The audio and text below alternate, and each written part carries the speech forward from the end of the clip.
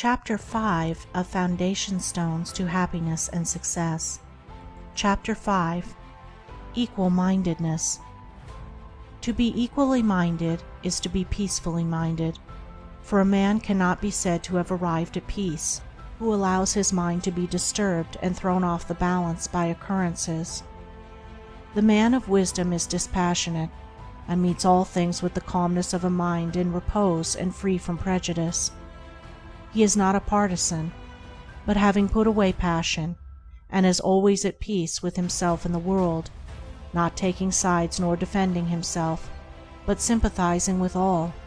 The partisan is so convinced that his own opinion and his own side is right, and that all goes contrary to them is wrong, that he cannot think there is any good in the other opinion and the other side. He lives in a continual fever of attack and defense, and has no knowledge of the quiet peace of an equal mind.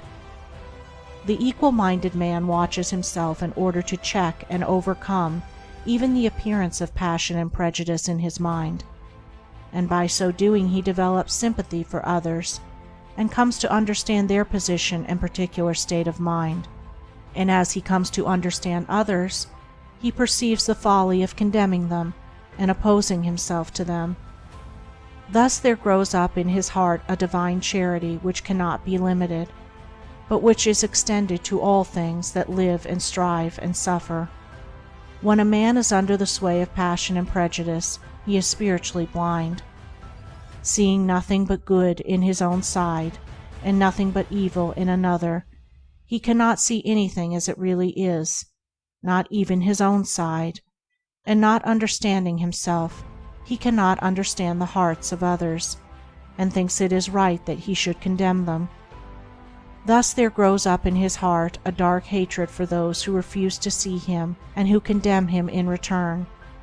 He becomes separated from his fellow man, and confines himself to a narrow torture chamber of his own making.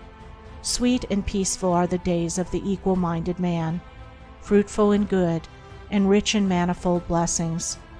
Guided by wisdom, he avoids those pathways which lead down to hatred and sorrow and pain, and takes those which lead up to love and peace and bliss.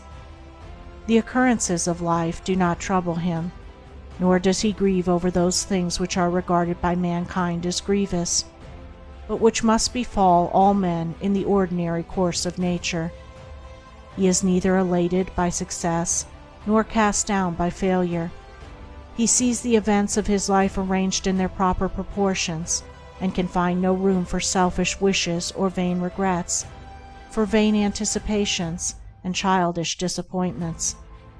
And how is this equal-mindedness, this blessed state of mind and life, acquired?